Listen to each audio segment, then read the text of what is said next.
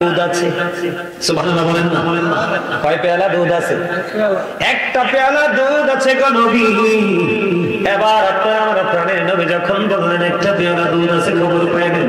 এবার আবু হুরায়রা একটা ডাক দিয়ে বললেন, বন্ধু আবু হুরায়রা একটা ডাক দিয়ে বললেন, আমার নবী রে আবু হুরায়রা, যাও যাও যাও সুফফাবাসীদের খিদাইকা নিয়ে আসো। এবার আবু হুরায়রা মনে মনে কয়, আমারে তো এক বাটি দিতে হবে না, আমি তো পেটের খিদায় অস্থির, সইতে পারি না, রাস্তায় নেমে এসেছি। আমার নবী বলতেছে সুফফাবাসীদের খিদাইকা নিয়ে আসলে এক পেয়ালা দুধ তো আমারই হবে না, আমি সুফফাবাসীদেরকে কি খাওয়াবো? এবার কি করলেন? নবীর কথা বন্ধ করা যায় না, সুফফাবাসীদেরকে বন্ধু ডাইকা নিয়ে আসলেন। ডাইকা নিয়ে আসার পরে নবীজি একজন একজন একজন একজন করে সমস্ত সুফফাবাসীদেরকে দুধ খাওয়ালো, কিন্তু বাটি থেকে দুধ এখনো ফুরায় না। সর্বশেষে আমার নবী আবু হুরায়রাকে বললেন, রে আবু হুরায়রা, আসো দুধ পান করতে আসো। একবার পান করলেন, নবীজি বললেন আবার করো। আবার পান করলেন, নবীজি বললেন আবার দুধ পান করো। আবার আবু হুরায়রা ডাক দিয়ে বললেন, ইয়া রাসূলুল্লাহ, ইয়া হাবিবাল্লাহ, নবী গো, ও ঘরে নবী, আমার পেটে তো আর জায়গা না।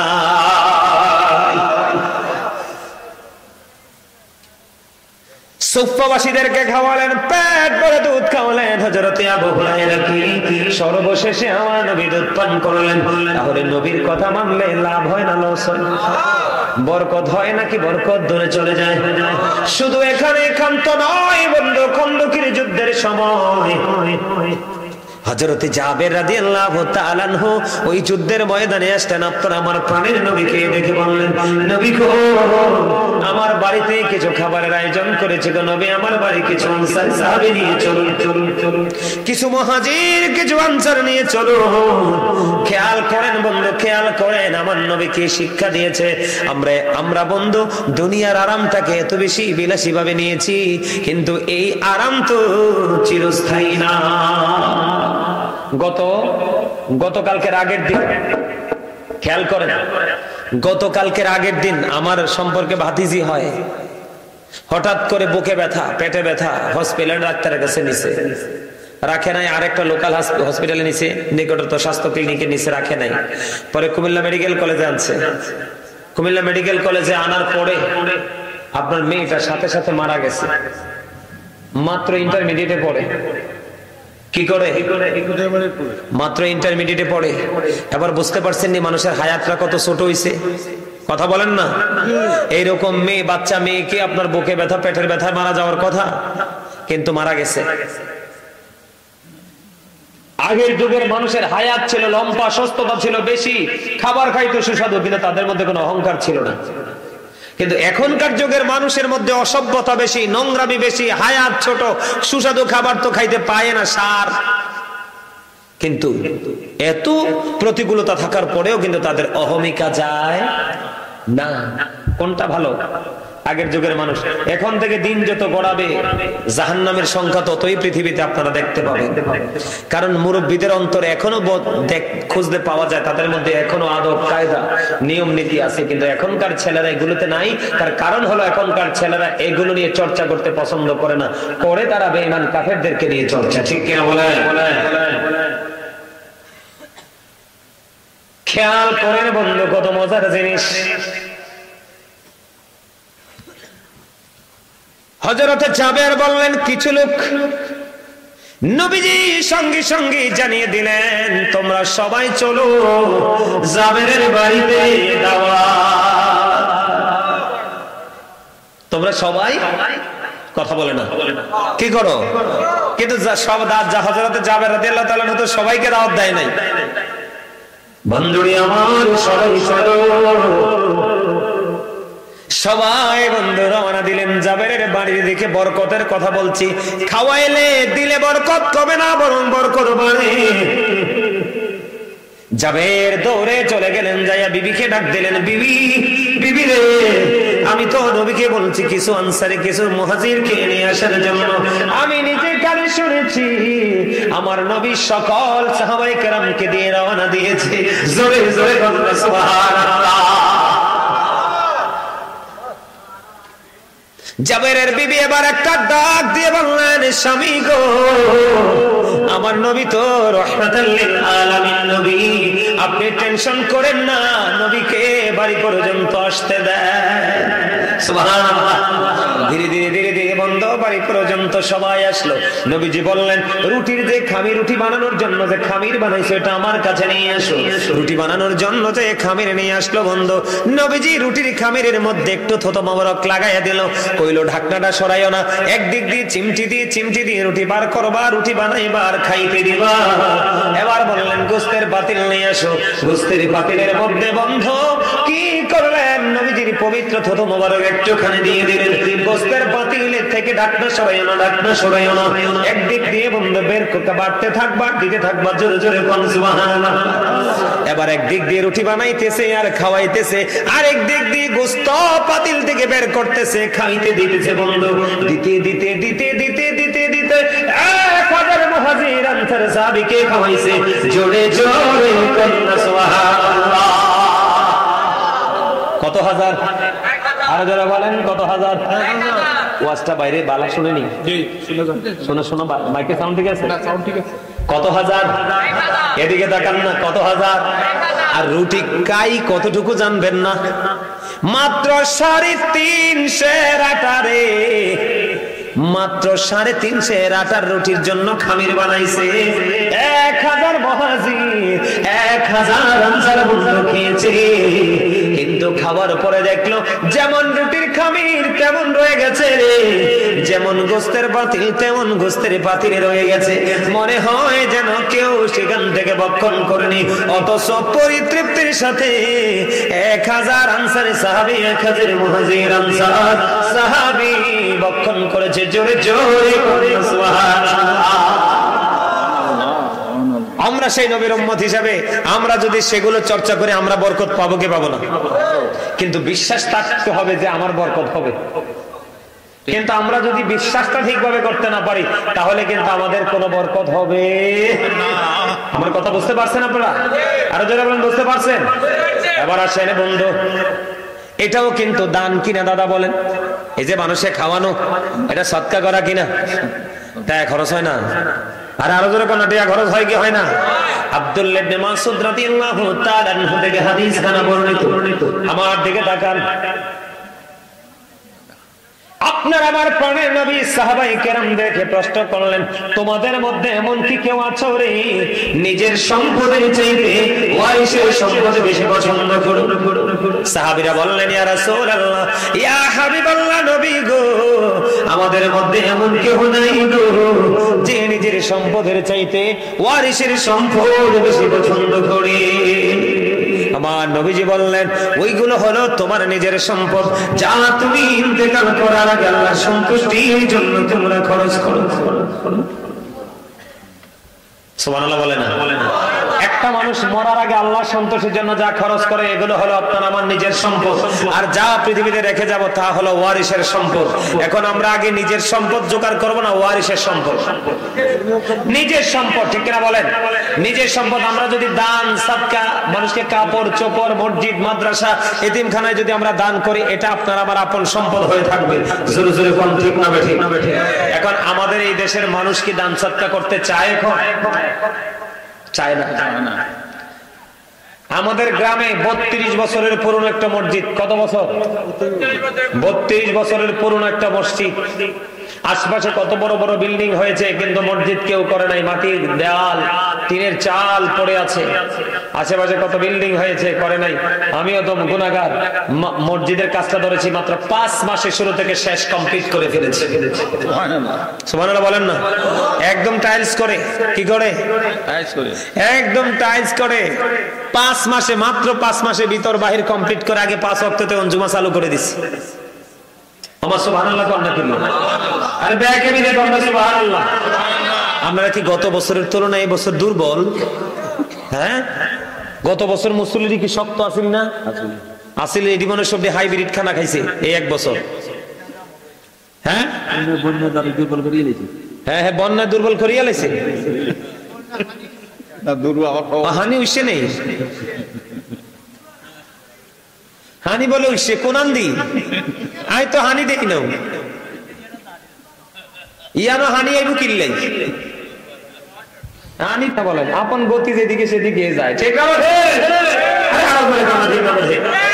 এখন গাছের পেয়ারায় পোকা বড়ই কিন্তু গাছে পাইকার হয়েছে কামড় দিয়ে দেখলাম 100% ধোকা আছে না নাই পোকা আছে না নাই কারণ কি জানেননি এখন মানুষ মাছের যখন চাষ করে উপর দিয়ে নেট দেয় পাখিরে মাছ খাইতে দেয় না গাছে যখন ফল ধরে চারপাশ দিয়ে বেড়া দেয় মানুষকে খাইতে দেয় না আছে না নাই বলছিনি গত বছর কাঁঠালের কোয়ার মধ্যেও পোকা পাইছি কাঁঠালের কোষ খুবই সুন্দর শক্ত কিন্তু কামড় দিয়ে দেখি বন্ধু পোকা এটার কারণ কি জানেননি গত বছর অগ্রহণ মাসে আমি দেখেছি মানুষের পাকা ধান কাইটা শোয়া দিছে ধান খের শুকিয়ে যাবে কিন্তু রাতে বৃষ্টি এসে সব ধান জমির মধ্যে আল্লাহ পচায়া দিছে তার কারণ কি জানেননি তার কারণ হলো বন্ধু আমার এই হাদিস শুনেন একজন পথচারী বন্ধু পাহাড়ের রাস্তা দিয়ে হেঁটে হেঁটে যায় যাওয়ার সময় হঠাৎ করে শুনতে পাইলেন অমুকের জমিনে পানি দাও যখন বললেন বলতে দেরি রে তাৎক্ষণিকভাবে বৃষ্টি শুরু হয়ে গেল বৃষ্টি যখন শুরু হলো পানি জমিনের মধ্যে পড়ে একটা নালা দিয়ে বন্ধ নিচের দিকে বেয়ে বেয়ে যায় যখন নিচের দিকে নালা দিয়ে বেয়ে বেয়ে যায় ওই পাহাড়ের উপর যিনি অজানা গন্তব্যের দিকে রওনা দিলেন তিনি আবার কি করলেন বন্ধু পানির সাথে সাথে নিচে নামলেন নামার পরে চাইয়া দেখলেন পানিগুলো একটা গর্তের মধ্যে বন্ধু ফিলাপ হচ্ছে স্থানান্তরিত হচ্ছে আর একজন হিসে হিসে উপর দিকে পানিটা দেয় এবার তাকে প্রশ্ন করলেন তোমার নাম কি কয় আমার নাম অমুক তোমার জীবনে কি এমন আমল করেছো মেঘ খন্ড থেকে আওয়াজ আসতে দেরি মেঘ বৃষ্টি হয়ে পৃথিবীতে আসতে দেরি করলো না কয় আমার জীবনের সবচেয়ে বড় আমল হলো এই জমিনের মধ্যে যখন আমি ফসল বুনি ফসল যখন হয় রে ফসল হওয়ার পরে ফসলটা যখন পরিপূর্ণ হয় এটাকে 3 ভাগ করে কয় ভাগ 3টা ভাগ করি প্রথম ভাগ আমি আল্লাহর সন্তুষ্টির জন্য খরচ করে দেই আরেক ভাগ আমি বীজ বপনের জন্য রাখি আরেকটা ভাগ আমি আমার ফ্যামিলি পরিবারের চাহিদা পূরণের জন্য রাখি জোরে জোরে বলুন না সুবহানাল্লাহ এখন আপনার আমার মাঝে চর্চা আসেনি নাই আল্লাহর নবী কিন্তু বলে নাই আপনাকে সব দান করে দিতে নবীজির এক সাহাবী অসুস্থ হলেন এদিকে তাকান আল্লাহ রাসূল এক সাহাবী অসুস্থ হলো সাহাবীকে দেখতে গেলেন যাওয়ার পরে ওই সাহাবী একটা ডাক দিয়ে বললেন ইয়া রাসূলুল্লাহ নবী গো আমার যত ধন আছে আমি সব দান করে দিব নবীজি বললেন না না না সব দান করা যাবে না এবার বললেন ইয়া রাসূলুল্লাহ তাহলে আমি অর্ধেক দান করে দিব নবীজি এবারে বললেন না না না অর্ধেকও দান করা যাবে না এরপরে বললেন ইয়া রাসূলুল্লাহ তাহলে আমি 1/3 দান করে দিব এদিকে তাকান মানে 3 ভাগের 1 ভাগ দান করব নবীজি বললেন হ্যাঁ এটা করতে পারো এবার আপনারা প্রশ্ন করতে পারেন হুজুর নবীজি 3 বার কেন গো না করলেন কেন 3 বার না করলেন এটার কারণ হলো আল্লাহর নবী বলেছে তোমার ইন্তেকালের পরে তোমার ওয়ারিস তোমার সন্তানেরা অন্যের কাছে হাত পাতলে ভিক্ষুকের মতো ওই এই অবস্থায় তুমি তোমার সন্তানকে রেখে যেতে পারো না এই এমন অবস্থায় তুমি তোমার সন্তানকে রেখে যাও না সন্তানের জন্য রেখে যাও এবং তুমি যে ওপারে যাবে ওপারের সম্পদ বাজেটও তুমি দান করে যাও জোরে জোরে বলুন সুবহানাল্লাহ আমার গ্রামে বিশ্বাস করবেন কিনা জানি না আমার গ্রামের মানুষ আমাকে শুধু দেখে দেখে তামাশা দেখেছে কিছু লোক দিয়েছে কিছু অল্প থোড়া থোড়া কিছু টাকা দিয়েছে একেবারে অল্প কিছু যেমন ধরেন মসজিদটাতে প্রায় 1/2 কোটি টাকা গেছে আমার যে মসজিদটাতে প্রায় 1/2 কোটি টাকা গেছে কিন্তু সব মিলে গ্রামের মানুষের থেকে আমি 1 লক্ষ টাকাও পাইনি কত বড় আফসোসের কথা দাদা খেয়াল করছেন নি কত বড় আফসোসের কথা খেয়াল করছেন অথচ এক একজনের ছাদ দিয়ে দিয়ে কত সুন্দর সুন্দর বিল্ডিং বানাচ্ছে মসজিদে টাকা অনেকেই গরু কিন মসজিদের কাজ চলতেছে একজনে গরু কিনছে মসজিদে টাকা দেয় না আরেকজনে জমি কিনতেছে মসজিদে টাকা দেয় নাই আসল কথা হচ্ছে মসজিদে তো টাকা সবার টাকা মসজিদে লাগবে বলে হুজুর কেন গো কেন গো মসজিদে না লাগার কারণ হলো রে মসজিদে না লাগার কারণ হলো বন্ধুরে আমার, এই পৃথিবীর মুখে যে ব্যক্তি ছোট হোক বা বড় হোক মসজিদ বানাইবে, আমার আল্লাহ তার জন্য জান্নাতে ঘর বানায়।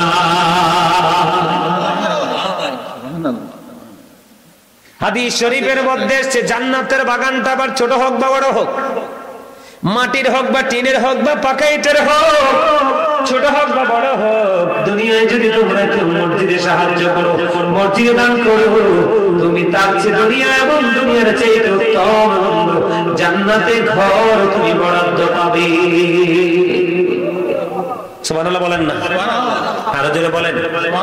এই জন্য বলছি, আপনার জমিনে ফসল তো ভালো হয় না। ছেলে এখন দেখবেন ম্যাক্সিমাম, আমার কথা যদি অযৌক্তিক হয় বললেন, দেখবেন এখন বাংলাদেশের অসংখ্য ছেলেরা বিদেশে যাওয়ার পরে কাজ পায় না। কথা কয় না? তাহলে মনে আপনাদের মক্তবপুরে এরকম ঘটনা ঘটে নাই? অসংখ্য ছেলেরা বিদেশে কাজের কোনো হদিস। কেন হদিস নাই জানেন? তার একটা মাত্র কারণ, সে কারণ হলো তাদের নিয়ত সহি নাই। কি নাই? আপনাদের নাঙ্গলকোটে আমি গত কয়েকদিন আগে আসছিলাম, ওইদিকে একটা ময়ূর আছে না, ময়ূরাতে আসছিলাম, অনেক মানুষ হয়েছিল, বিশাল প্যান্ডেল। আপনাদের এই প্যান্ডেলের দুইটার সমান হবে। ওই দিন এত কুয়াশা পড়ছে, আপনারা এইভাবে উপর থেকে একবার বৃষ্টির মতো পড়েছে, কিন্তু মানুষ তারপরও বের হয়ে নাই। ময়ূরাতে আসছিলাম ওই দিন। ময়ূরাতে আসার পরে ওই দিন দেখলাম মানুষের অন্তরের প্রেম।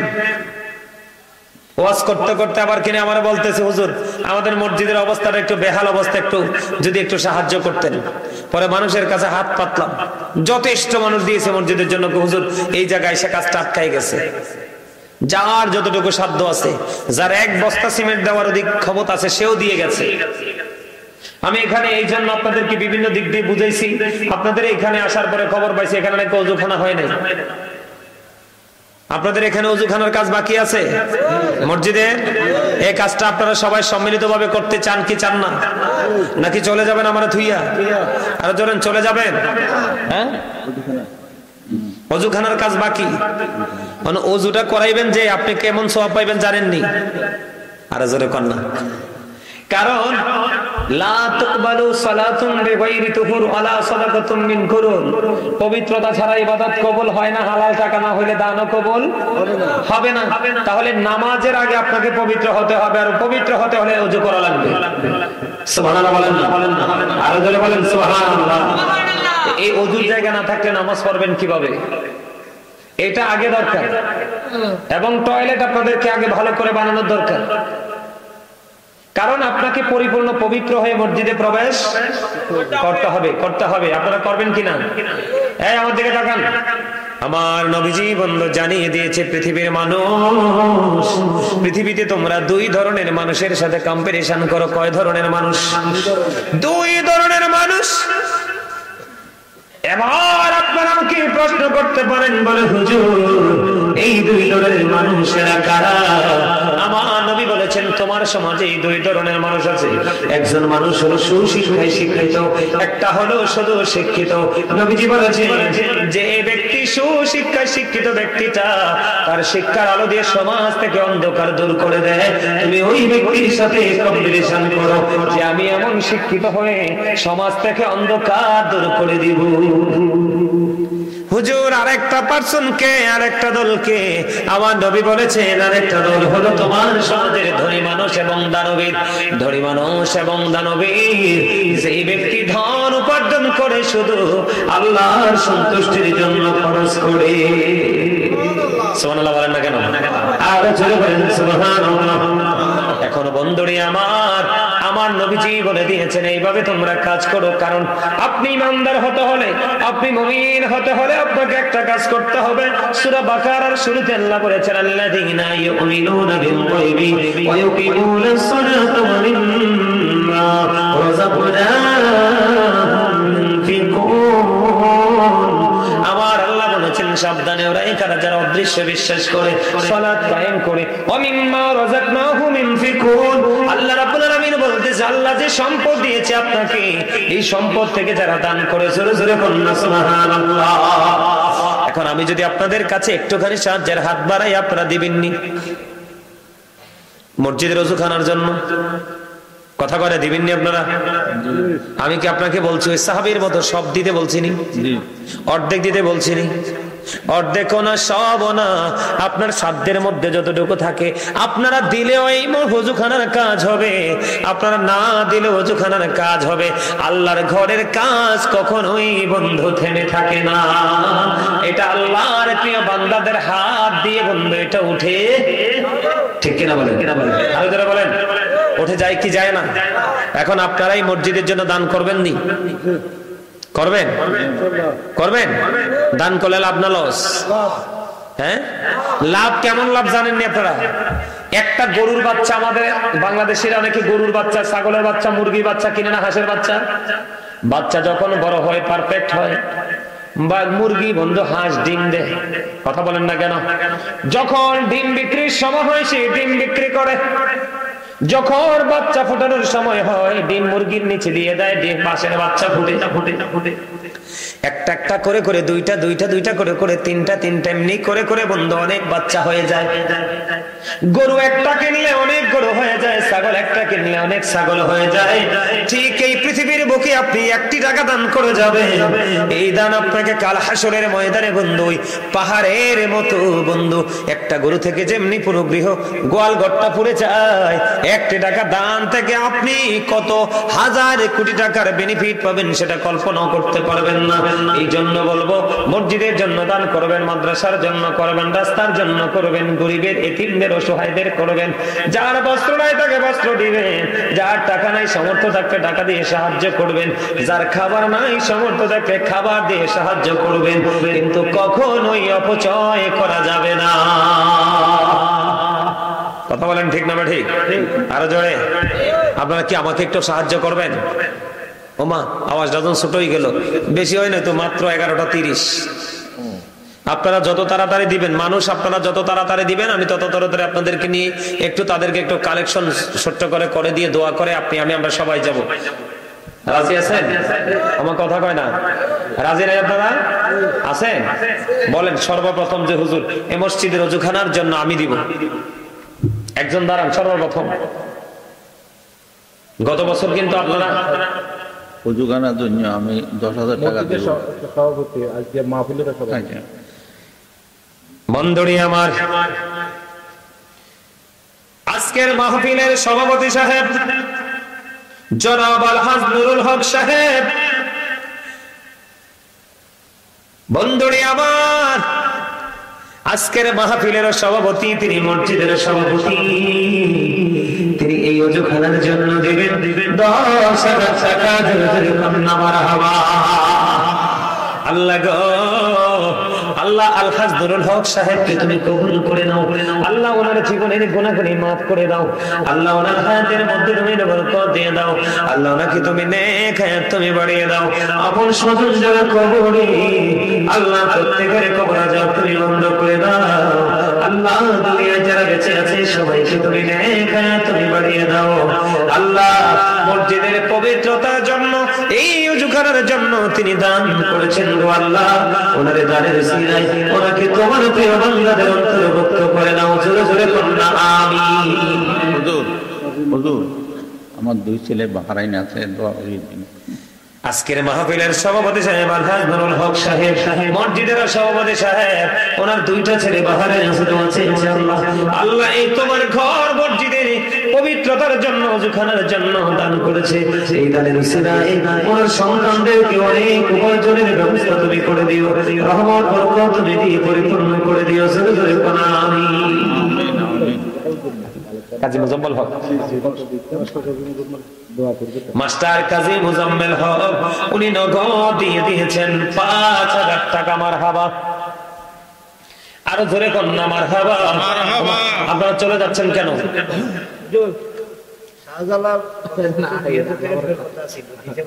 আচ্ছা, শাহজালাল মারহাবা।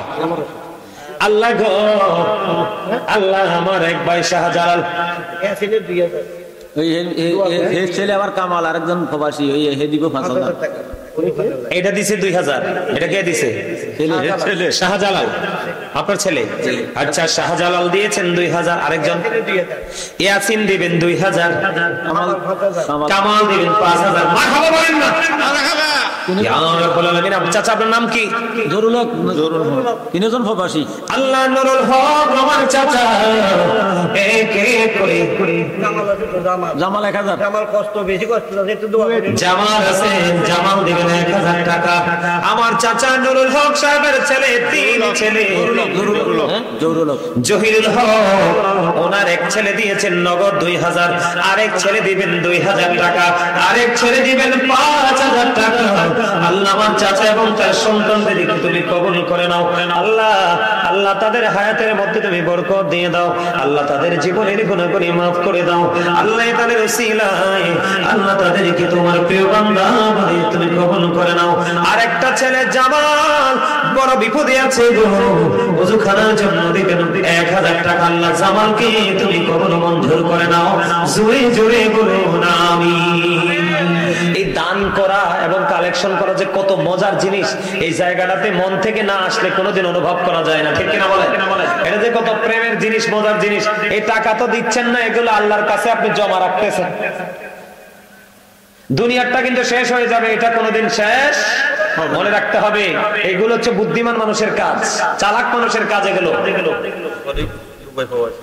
শরীফুল ইসলাম, আল্লাহ গো, আমার ভাই শরীফুল ইসলাম দুবাই প্রবাসী, আমার ভাই শরীফুল ইসলাম দিয়েছেন নগদ 2000 টাকা। আল্লাহ কবুল করো, মঞ্জুর করো। দানের কবুল সোনার মদিনায় পৌঁছায় দাও। এই দানের ওসিলায় জীবনের গুনাহ মাফ করে দাও। আল্লাহ বাবা মা কেউ নাই গো, বাবা মার কবর তুমি জান্নাতের টুকরা করে দাও। জীবনের গুনাহগুলো তুমি মাফ করে দাও। আমিন। আলহাজ আব্দুর রহিম সাহেব নগদ দিয়ে দিয়েছেন ওযুখানার জন্য 5000 টাকা। জোরে জোরে মারহাবা। আল্লাহ আব্দুর রহিম সাহেবকে তুমি কবুল করো, মঞ্জুর করো। জীবনের গুনাহগুলি তুমি মাফ করো, তাদের মধ্যে তুমি বরকত দাও। আপন স্বজনের কবর আযাব তুমি বন্ধ করে দাও। দুনিয়ায় যারা বেঁচে আছে গো, সকল ইনকামের মধ্যে তুমি বরকত দাও। জোরে জোরে পড়া আমিন।